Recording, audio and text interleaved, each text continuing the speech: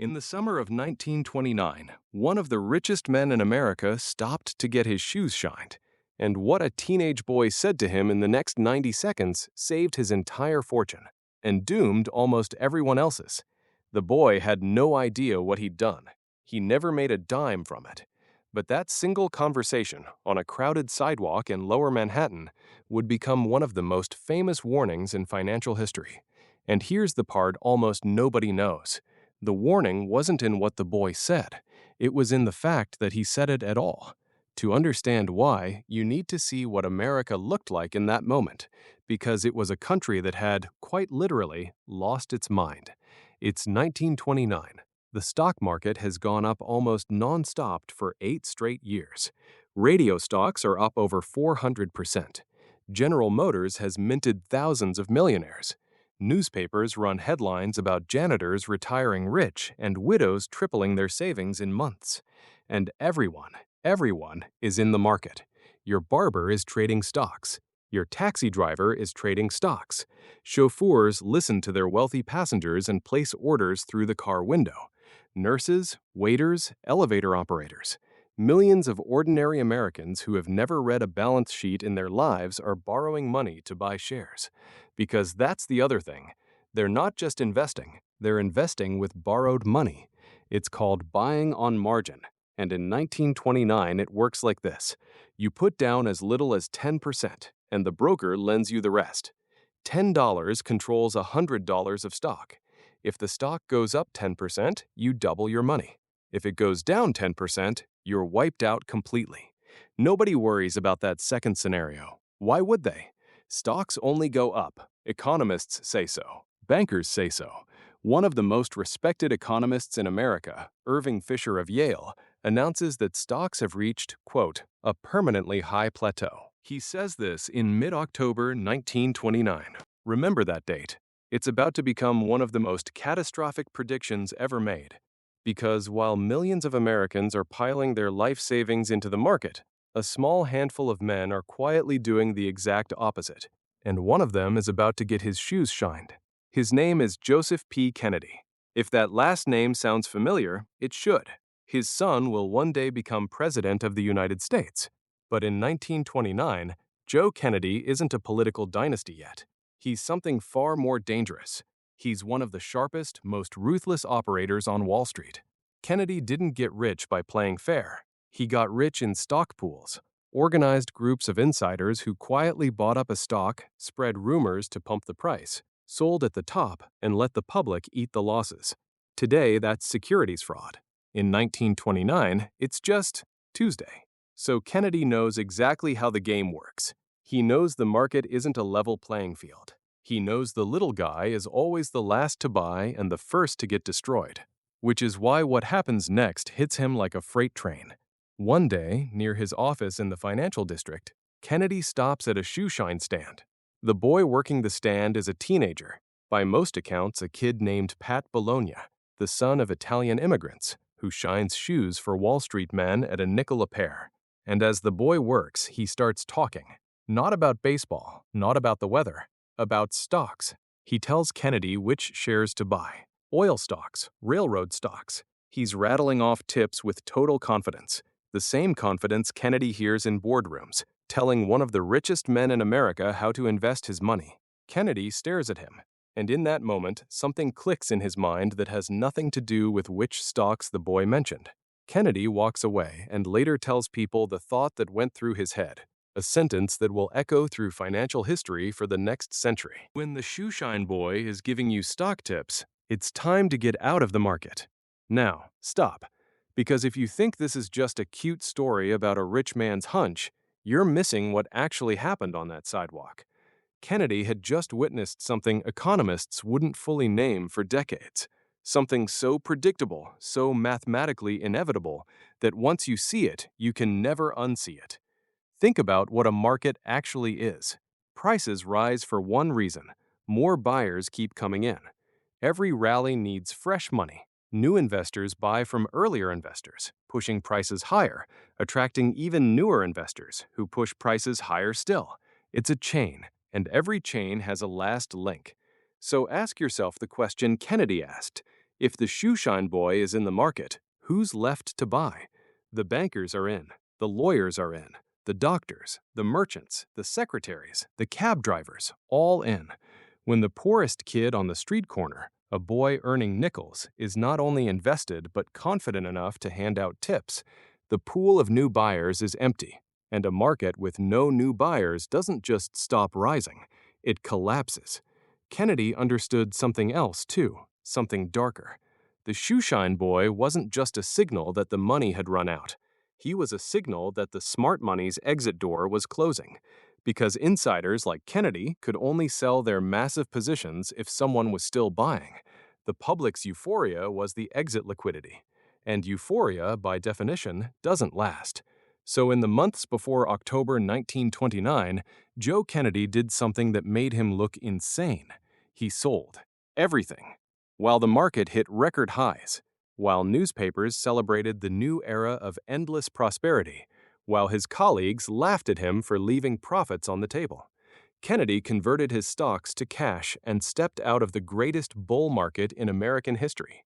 His friends thought he'd lost his nerve. They had no idea he'd just made the single greatest trade of his life. Because what happened next wasn't a correction. It wasn't a dip. It was an extinction event. Thursday, October 24th, 1929. The market opens and something is wrong. Sell orders flood in faster than the ticker tape can print them. Prices start falling, then plunging. By mid-morning, the ticker is running so far behind that traders are selling blind, with no idea what anything is worth. Panic spreads through the exchange floor like fire. Outside, a crowd of thousands gathers on Wall Street, silent, staring at the building as if it were a burning ship. A group of powerful bankers scrambles to stop the bleeding. They pool their money and start buying stocks at above-market prices, a dramatic public show of confidence. And for a day or two, it works. The panic pauses. The papers exhale. It's a trap. That brief pause convinces thousands of small investors to hold on, or worse, to buy the dip with even more borrowed money. Then comes Monday, October 28th. The market falls 13% in a single day. The bankers don't ride to the rescue this time. There is no rescue. And then Tuesday, Black Tuesday, October 29th, 1929. The single most devastating day in stock market history. 16 million shares dumped in a frenzy of pure terror. Blue-chip stocks in freefall. Fortunes that took lifetimes to build. Gone before lunch. And here's where the margin debt turns a crash into a massacre. Remember, millions of people bought stocks with 10% down. Now their brokers are making margin calls, demanding they cover their losses immediately in cash. Cash nobody has. So the brokers liquidate their accounts, dumping the shares at any price, which pushes prices lower, which triggers more margin calls, which forces more selling. A death spiral, fully automated, feeding on itself. The clerk who was a paper millionaire in September isn't just broke by November. He owes money he can never repay. Families lose homes. Life savings vanish. The shockwaves ripple into every bank, every business, every town in America. And the truly terrifying part, October 1929 wasn't the bottom. It wasn't even close. The market keeps falling through 1930, through 1931, through 1932. By the time it finally hits bottom, the Dow has lost 89% of its value. 9,000 banks fail, taking the savings of people who never bought a single stock. Unemployment hits 25%. The Great Depression grinds on for a decade and helps set the stage for a world war. An investor who bought at the 1929 peak wouldn't break even until 1954. 25 years, just to get back to zero.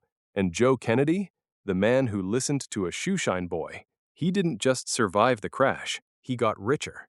Because Kennedy did something even colder than selling early. He sold short, betting that prices would keep falling, profiting from the same collapse that destroyed millions. His fortune multiplied while the country starved. Estimates put his wealth in the range of $100 million in Depression-era money, billions today. That fortune funded a political machine. That machine put his son John F. Kennedy in the White House. Follow the chain backwards and it's staggering. An American presidency, one of the most famous political dynasties in history, connected to 90 seconds at a shoeshine stand. But there's a twist in this story that almost no one tells. What happened to the boy? Pat Bologna, the kid whose stock tips triggered the most famous exit in Wall Street history, was invested in the market himself. He'd put his savings, by some accounts around $500, into the very stocks he was recommending. The crash took nearly all of it. The boy whose words saved Kennedy's fortune couldn't save his own nickels. He kept shining shoes on Wall Street for decades, a living monument to the warning he never knew he'd given. And that's the detail that turns this from a story into a mirror, because the shoeshine boy didn't do anything wrong. He did what everyone around him was doing. He believed what the newspapers said, what the economists said, what every confident man whose shoes he shined said. His only mistake was joining the party after the smart money had already found the exits. Which raises the question that should be making you slightly uncomfortable right now. How would you know? If you were standing in 1929, surrounded by rising prices, expert reassurance, and stories of ordinary people getting rich, would you honestly have seen it coming? Or would you have been buying on margin like everyone else? Before you answer, consider this. The shoeshine boy never went away. He just changed costumes. In 1999, he was the taxi driver day trading .com stocks between fares, right before the Nasdaq lost 78%. In 2006, he was the waiter flipping 3 houses with no money down, right before the housing market imploded and nearly took the global financial system with it. In 2021, he was everywhere at once. Meme stocks, 100,000% crypto gains, teenagers posting screenshots of overnight fortunes, right before trillions of dollars in value evaporated. Every generation swears it's different this time. New technology, new era, new rules.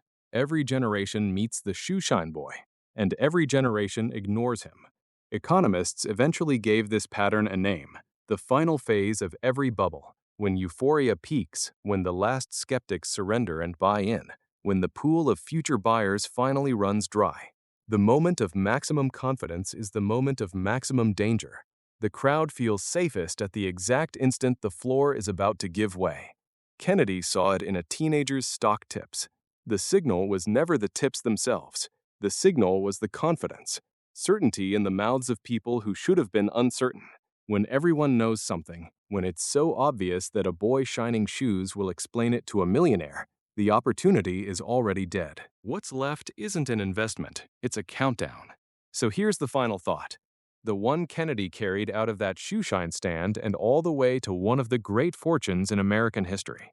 Somewhere, right now, there is a market everyone is certain about. A sure thing your coworkers mention, your relatives ask about, strangers explain with total confidence. And somewhere in that crowd is a shoeshine boy handing out tips, absolutely sure. The question isn't whether he's out there. The question is whether this time he's you.